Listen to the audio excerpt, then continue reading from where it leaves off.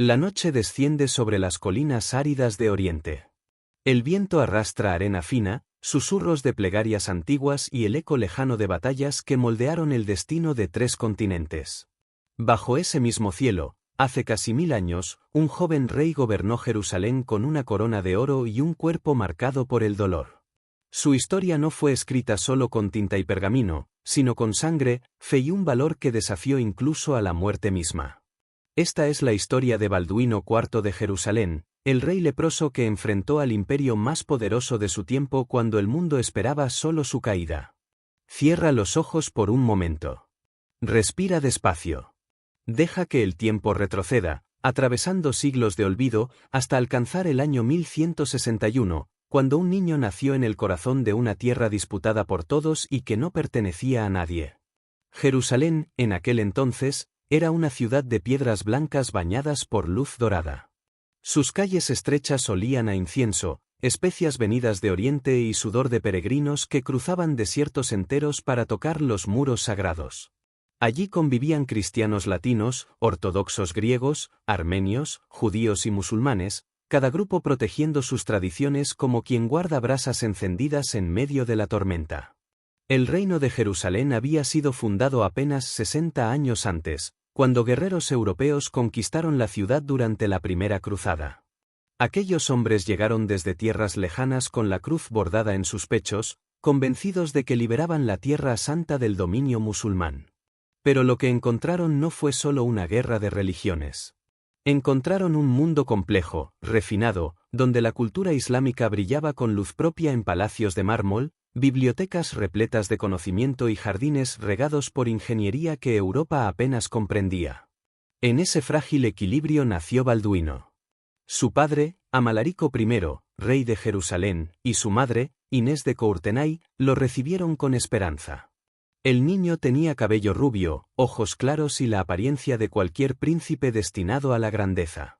Nadie podía imaginar entonces que su cuerpo guardaba una sentencia silenciosa. Durante sus primeros años, Balduino creció entre las torres del Palacio Real, aprendiendo latín, historia, estrategia militar y los deberes de un futuro monarca. Su tutor, Guillermo de Tiro, era un hombre culto y observador, capaz de ver más allá de las apariencias. Fue él quien notó algo extraño cuando el niño tenía apenas 9 años. Los muchachos de la corte solían jugar con rudeza, como todos los niños. Se pellizcaban, se empujaban, competían para demostrar fuerza. Pero Guillermo observó que Balduino no reaccionaba al dolor como los demás. Podían pellizcar su brazo hasta dejar marcas y el niño ni siquiera parpadeaba. Al principio, pensó que se trataba de valentía inusual. Después comprendió la verdad. Balduino padecía lepra. En el siglo XII, esa palabra era una condena peor que la muerte. La lepra no solo destruía el cuerpo, sino también el alma social de quien la portaba. Los enfermos eran expulsados de las ciudades, obligados a vivir en colonias apartadas, a anunciar su presencia con campanas para que nadie se acercara. Se creía que la enfermedad era un castigo divino, una marca de pecado. Y ahora, el heredero del trono de Jerusalén llevaba esa marca. Imagina por un instante lo que debió sentir ese niño al comprender su destino. La confusión. El miedo. La certeza de que su cuerpo lo traicionaría lentamente, robándole primero la sensibilidad, luego la movilidad, finalmente la vida. Y sin embargo, no tenía opción. Era el heredero. El reino lo necesitaba. Su padre, Amalarico, murió en 1174. Balduino tenía apenas 13 años cuando fue coronado rey de Jerusalén. 13 años y un cuerpo ya marcado por las primeras señales de la enfermedad. Las crónicas de la época describen la ceremonia con una mezcla de solemnidad y tristeza. El muchacho recibió la corona, el cetro y la espada, símbolos de poder que sus manos pronto no podrían sostener. El reino que heredaba estaba rodeado de enemigos. Al norte, el condado de Trípoli y el principado de Antioquía mantenían alianzas frágiles. Al sur y al este, el sultanato ayubí crecía bajo el mando de un guerrero cuyo nombre resonaba como trueno en el desierto. Saladino. Saladino no era solo un conquistador. Era un líder visionario, un estratega brillante y un devoto musulmán que soñaba con unificar el mundo islámico y reconquistar Jerusalén. Había observado las divisiones entre los cruzados, sus luchas internas, su arrogancia. Y ahora, frente a él, se alzaba un reino gobernado por un niño enfermo. Parecía el momento perfecto para atacar. Si has llegado hasta aquí, es porque algo en esta historia te ha tocado. Tal vez sea el misterio de cómo un joven enfermo pudo desafiar lo imposible, o quizás la curiosidad de conocer batallas olvidadas que cambiaron el mundo. Si quieres seguir este viaje conmigo a través del tiempo, suscríbete ahora.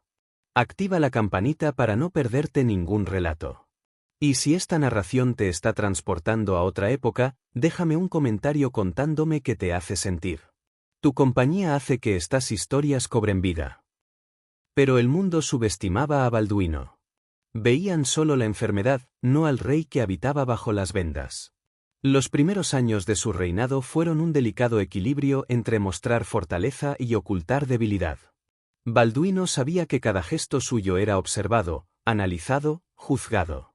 Los nobles francos de su corte se dividían en facciones, conspiraban en voz baja, calculaban cuánto tiempo le quedaba antes de que alguien más fuerte tomara el trono. Algunos lo veían con lástima.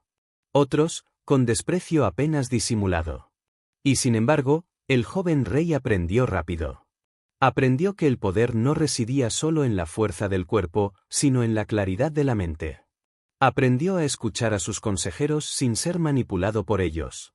Aprendió a inspirar lealtad incluso cuando su propia carne se desmoronaba. Intenta visualizar por un momento cómo era vivir en aquel reino. Jerusalén no era solo una ciudad, era un símbolo. Para los cristianos, el lugar donde Cristo fue crucificado y resucitado. Para los musulmanes, el sitio desde donde el profeta Mahoma ascendió al cielo. Para los judíos, la tierra prometida donde alguna vez se alzó el templo de Salomón. 3 religiones miraban hacia esas mismas piedras con anhelo, devoción y reclamo de propiedad. Las calles de la ciudad santa vibraban con idiomas mezclados. Latín, árabe, griego, armenio, hebreo. Los mercaderes vendían seda de Damasco, dátiles de Egipto, aceite de oliva de Galilea. Los peregrinos llegaban exhaustos, descalzos, llorando al tocar las murallas. Los soldados patrullaban con armaduras que brillaban bajo el sol implacable, siempre alerta, porque la paz en Jerusalén era solo una pausa entre batallas. Balduino gobernaba desde el Palacio Real, un edificio de piedra caliza que aún hoy, en ruinas, guarda el eco de aquellos días. Desde sus ventanas podía ver la cúpula de la roca, con su dorado resplandeciente. Podía escuchar el llamado a la oración musulmana mezclándose con las campanas cristianas. Todo le recordaba que su reino era una anomalía, un enclave europeo en tierra ajena, sostenido solo por espadas y fe. Y su cuerpo seguía deteriorándose. La lepra avanzaba sin prisa, pero sin piedad. Primero perdió la sensibilidad en las manos. Luego en los pies. Las heridas que no sentía se infectaban fácilmente. Los médicos de la corte hacían lo que podían con ungüentos, vendajes y plegarias, pero todos sabían que no había cura. Solo tiempo prestado. En 1176, cuando Balduino tenía 15 años, Saladino decidió que había esperado suficiente. Reunió un ejército formidable y marchó hacia el reino cruzado con la intención de aplastarlo de una vez por todas. Las noticias llegaron a Jerusalén como un viento helado. El sultán venía con miles de guerreros, caballería ligera y pesada, arqueros montados que disparaban desde el galope, máquinas de asedio capaces de derribar murallas. Balduino convocó a sus vasallos. Llamó a las órdenes militares, los templarios y hospitalarios, monjes guerreros que habían jurado defender Tierra Santa con sus vidas. Reunió todo lo que pudo. Pero sus fuerzas eran inferiores. Muy inferiores. Algunos cronistas estiman que Saladino comandaba más de 20.000 hombres, mientras que Balduino apenas logró reunir unos 500 caballeros y algunos miles de infantes. La lógica dictaba rendirse o refugiarse tras las murallas de Jerusalén. Pero Balduino no era un rey lógico. Era un rey desesperado, enfermo, joven, sobre todo, valiente hasta la locura. Decidió enfrentar a Saladino en campo abierto. El lugar elegido fue Montgisard, cerca de Ramla, al sur de Jerusalén. Era noviembre, mes de lluvias escasas pero vientos fríos que barren el desierto. El ejército de Balduino avanzó bajo un cielo gris plomo, con el joven rey al frente a pesar de su enfermedad. Llevaba armadura completa, casco cerrado, guanteletes que ocultaban sus manos llagadas. Nadie debía ver su debilidad. Solo su determinación. Saladino, confiado en su superioridad numérica, había dividido su ejército. Parte de sus tropas saqueaban aldeas cercanas, dispersas y desprevenidas. No esperaba resistencia real. Mucho menos un ataque directo. El choque fue brutal. Los caballeros francos, pesados y acorazados, cargaron en formación cerrada contra las líneas musulmanas. El estruendo de metal contra metal, los gritos de guerra, el relinchar aterrado de los caballos, todo se fundió en un caos ensordecedor. Balduino, montado en su corcel blanco, dirigía la batalla desde el centro, visible para todos, inspirando a sus hombres con su sola presencia. Cuenta la leyenda que los templarios llevaban al frente un fragmento de la Vera Cruz, la reliquia más sagrada del reino. Su estandarte ondeaba como un faro en medio de la tormenta de sangre y polvo. Los soldados cristianos luchaban poseídos por fervor religioso, convencidos de que Dios mismo peleaba a su lado. Y contra todo pronóstico, el ejército de Saladino comenzó a quebrarse. La sorpresa del ataque, la ferocidad de la carga, la dispersión de sus tropas, todo conspiró contra él. Sus hombres, acostumbrados a victorias fáciles, empezaron a retroceder.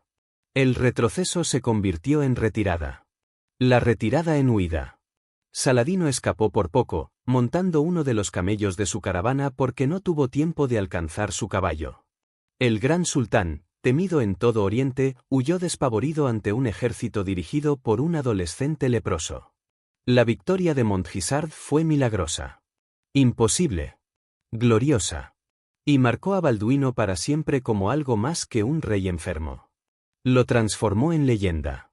Pero las victorias en la Edad Media tenían un precio alto. Balduino regresó a Jerusalén aclamado por su pueblo, pero su cuerpo había pagado cada momento de aquella batalla.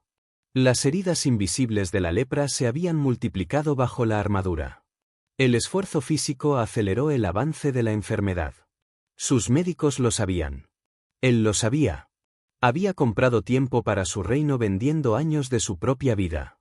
Los meses siguientes fueron de relativa paz.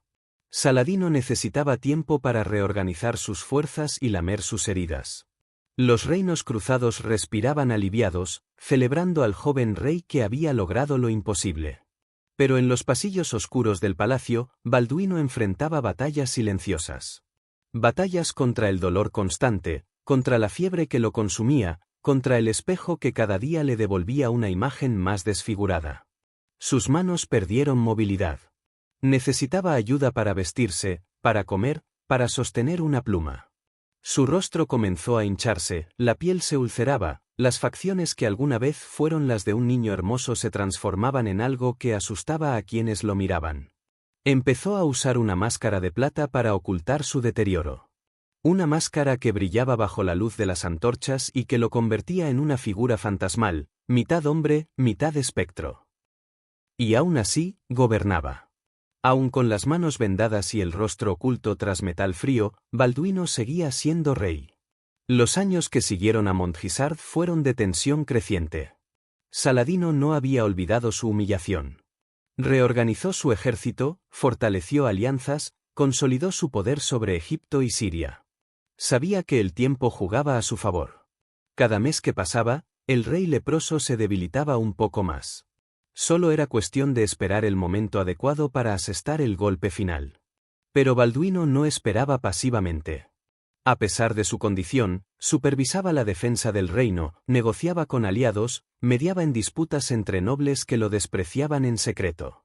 Aprendió que gobernar no era solo comandar ejércitos, sino también navegar traiciones, vanidades y ambiciones ajenas. Su mayor desafío no venía del exterior, sino del interior de su propia corte.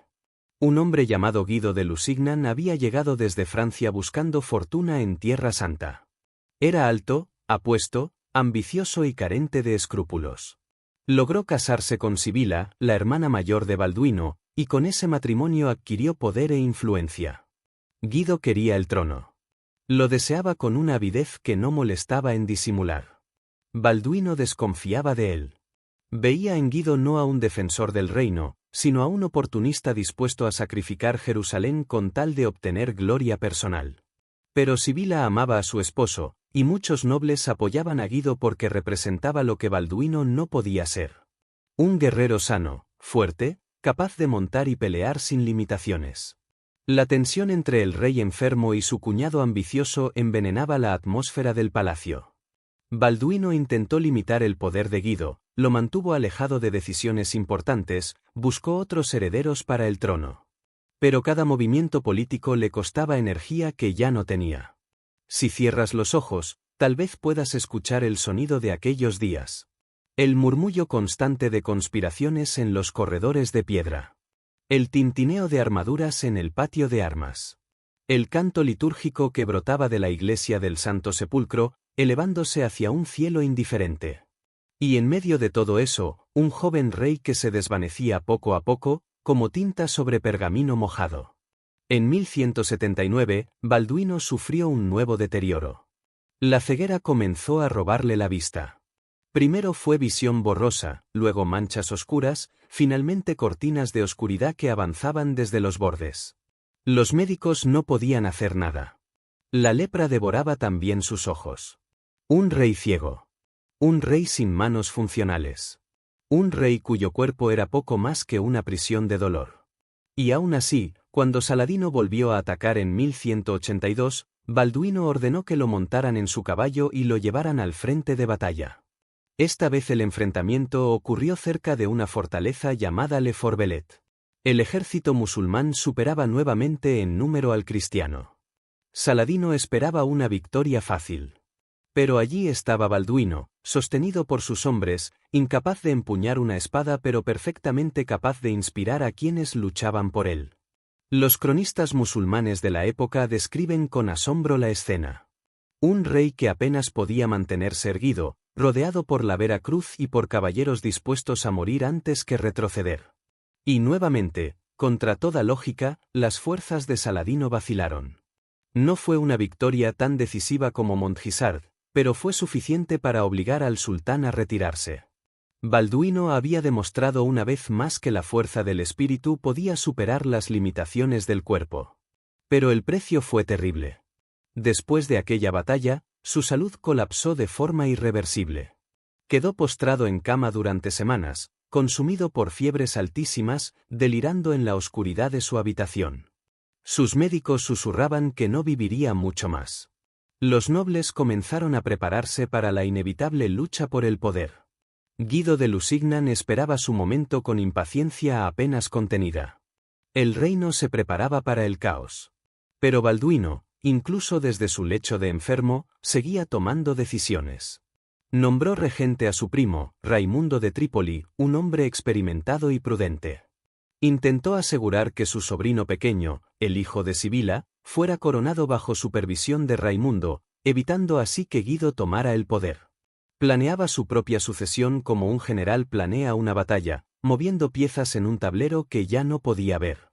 Durante esos años finales, Balduino vivió en una penumbra constante.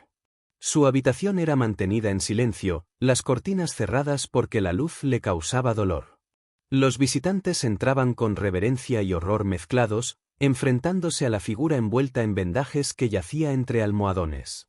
Su voz se había vuelto débil, rasposa, pero aún daba órdenes. Aún gobernaba.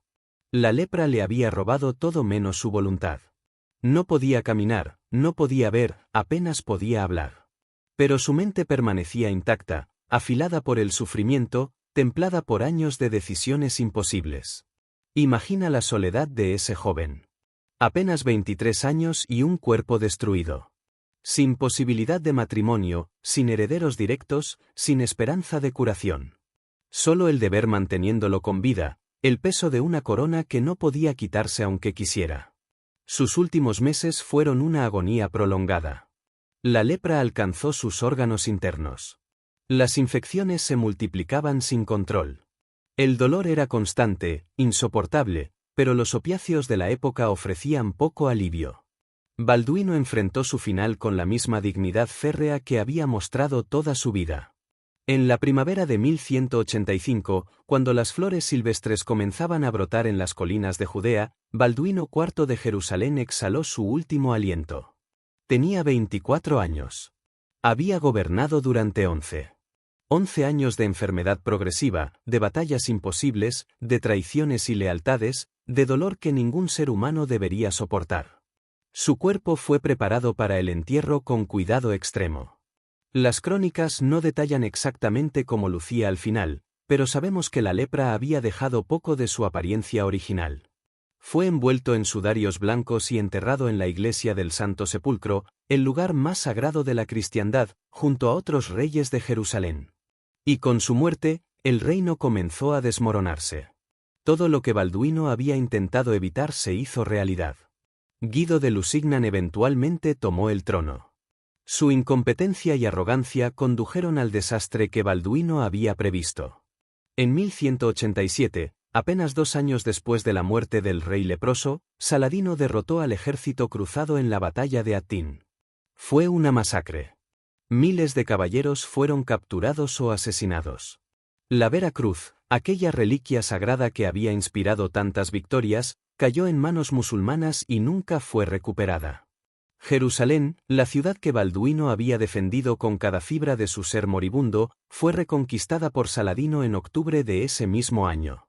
El reino que Balduino mantuvo unido con pura voluntad se fragmentó sin él. Las murallas que protegió se rindieron. El sueño cruzado en Tierra Santa comenzó su lento colapso. Pero la historia de Balduino no terminó con su muerte. En cierta forma, apenas comenzaba. Mientras Jerusalén caía bajo el estandarte verde de Saladino, mientras los cruzados huían despavoridos y el reino se desintegraba, algo extraño ocurría en la memoria colectiva. El joven rey leproso que había sido despreciado por muchos en vida comenzaba a transformarse en símbolo. En leyenda. En ejemplo de algo que el mundo medieval valoraba por encima de casi todo, el honor frente a la adversidad imposible. Las crónicas escritas en los años siguientes a su muerte cambiaron de tono. Guillermo de Tiro, su antiguo tutor, escribió sobre él con una mezcla de tristeza y admiración que atraviesa los siglos. Describió a Balduino como un joven dotado de inteligencia excepcional, valentía sobrenatural y una capacidad de liderazgo que desafiaba su condición física. Incluso cronistas musulmanes, aquellos que habían luchado contra él, mencionaban al rey leproso con respeto. Saladino mismo, según algunas fuentes, habló de Balduino con una especie de reconocimiento entre guerreros. Había enfrentado a muchos reyes cruzados, pero ninguno lo había desafiado de la forma en que lo hizo aquel muchacho enfermo que se negaba a rendirse. Los años pasaron. Jerusalén cambió de manos varias veces más. Nuevas cruzadas llegaron desde Europa, algunas exitosas por breves periodos, otras completamente desastrosas. El fervor religioso que había impulsado la conquista original comenzó a enfriarse. Los reinos cruzados se fueron reduciendo hasta desaparecer por completo a finales del siglo XIII. Pero Balduino permanecía en las historias. En los poemas épicos que se recitaban en castillos europeos durante las noches de invierno. En las canciones de los trovadores que viajaban de corte en corte. Se convirtió en el rey ideal, el mártir cristiano que había sufrido en carne propia para defender la fe. Su lepra, que en vida lo había marcado como maldito, se transformó después de muerto en señal de santidad, una cruz que cargó con paciencia divina. La Iglesia nunca lo canonizó oficialmente, pero en la devoción popular alcanzó un estatus casi santo. Se le atribuyeron milagros. Se dijeron misas en su memoria. Su tumba en el Santo Sepulcro se convirtió en lugar de peregrinación para aquellos pocos cristianos que aún podían visitar Jerusalén. Con el paso de los siglos, la historia se mezcló con el mito.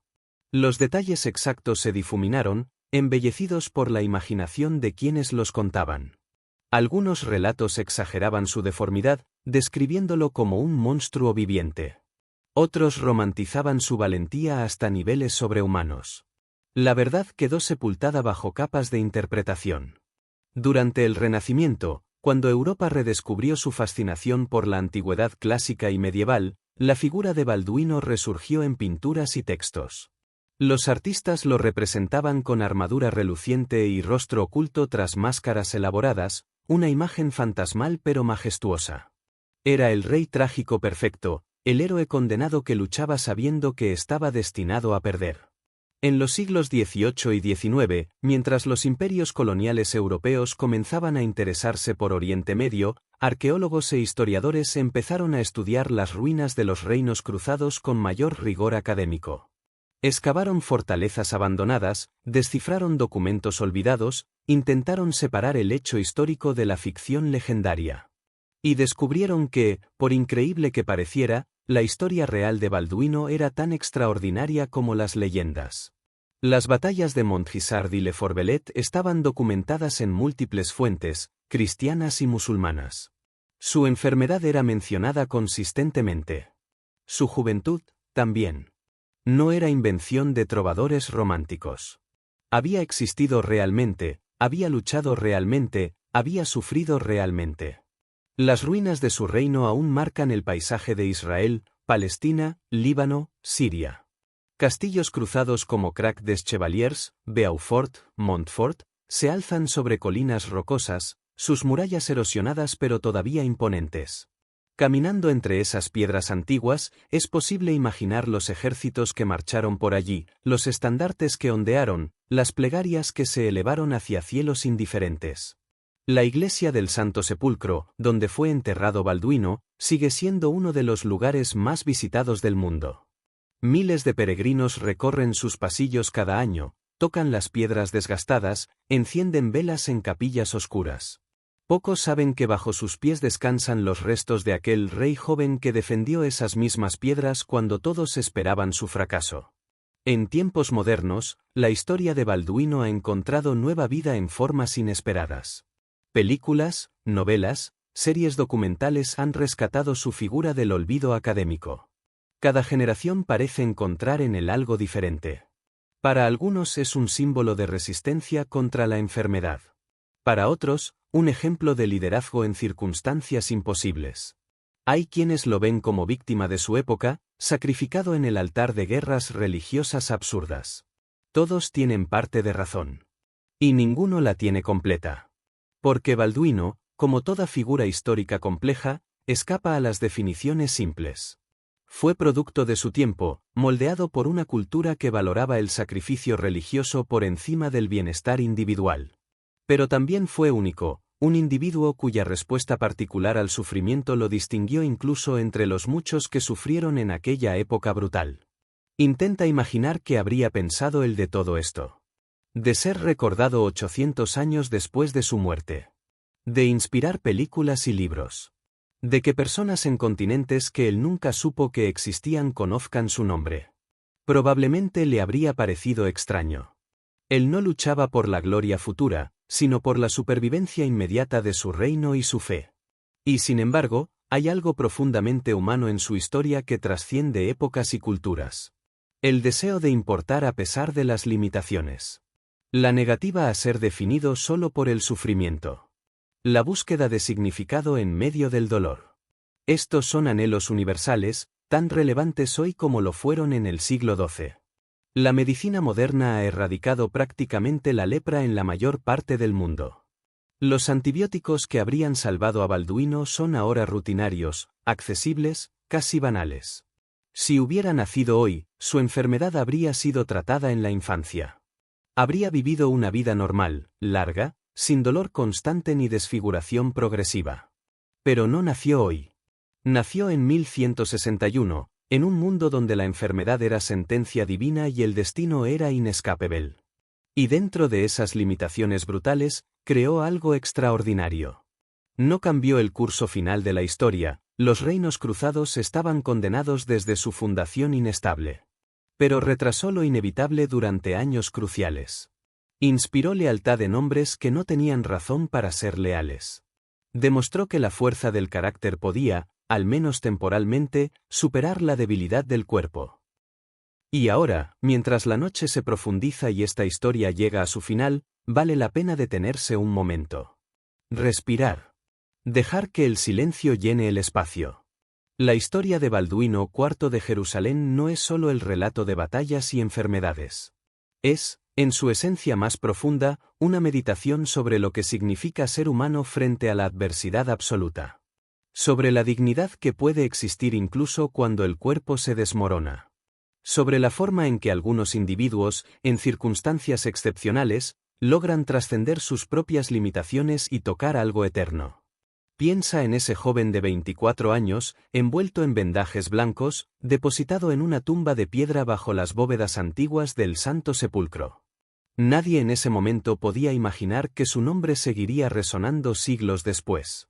Que personas en tierras lejanas, en épocas inimaginables para él, conocerían su historia y se conmoverían ante su ejemplo.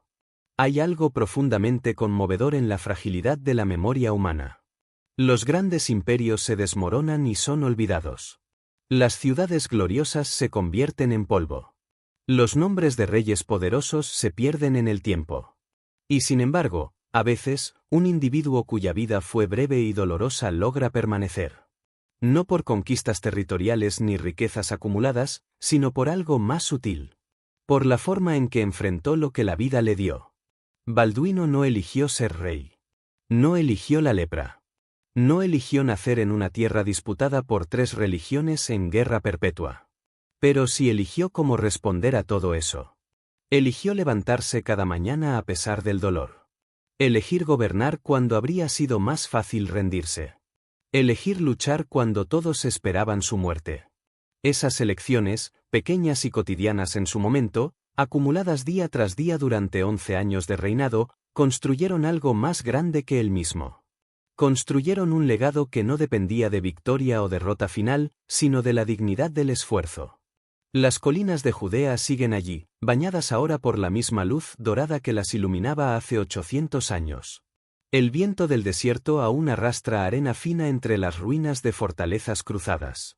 Los olivos milenarios, algunos de ellos quizás ya antiguos en tiempos de Balduino, extienden sus ramas retorcidas hacia cielos que han visto surgir y caer incontables civilizaciones.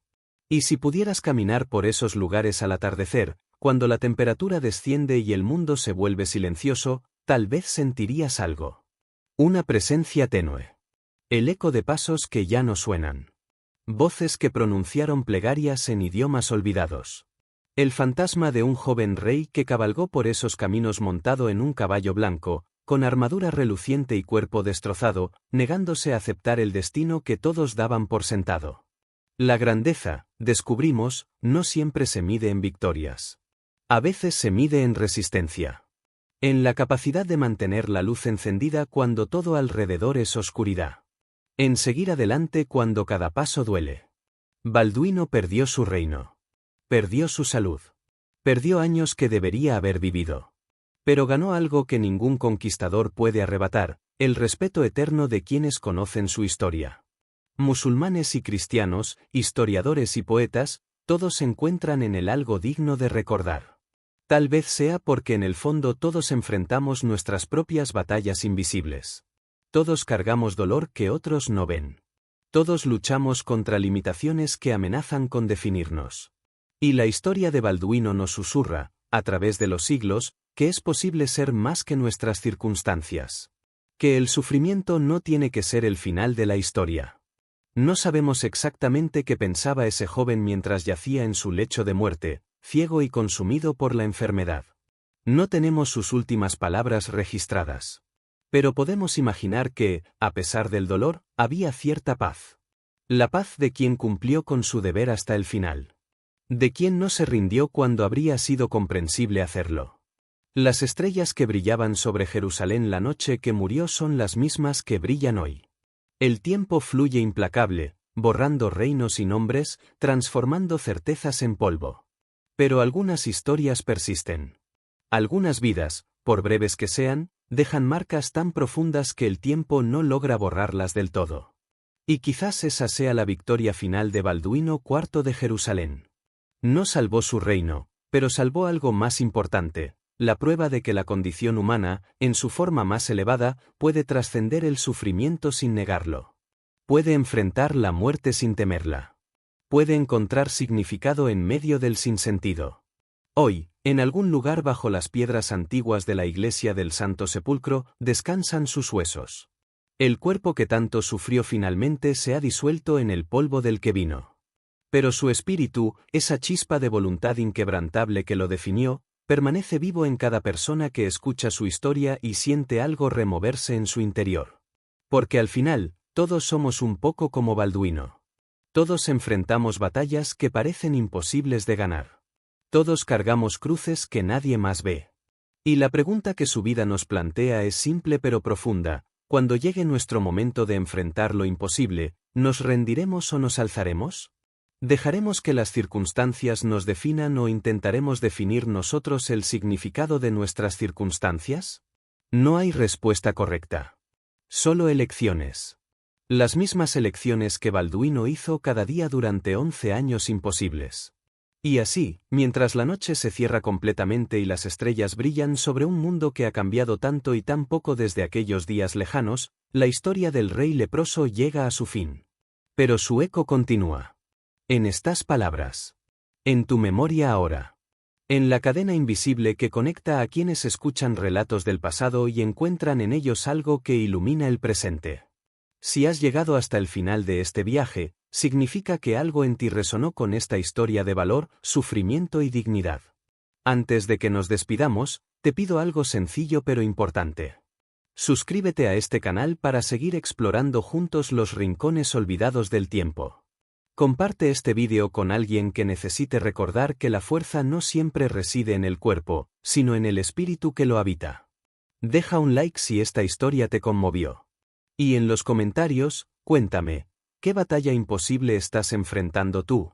A veces, compartir nuestras luchas nos hace más fuertes.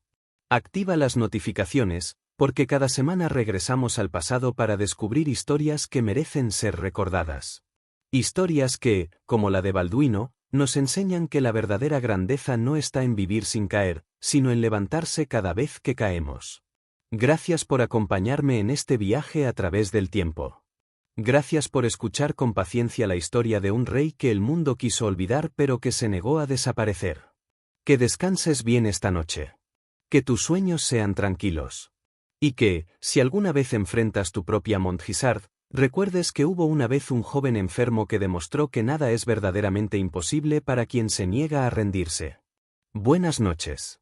Hasta nuestro próximo encuentro en los caminos polvorientos de la historia.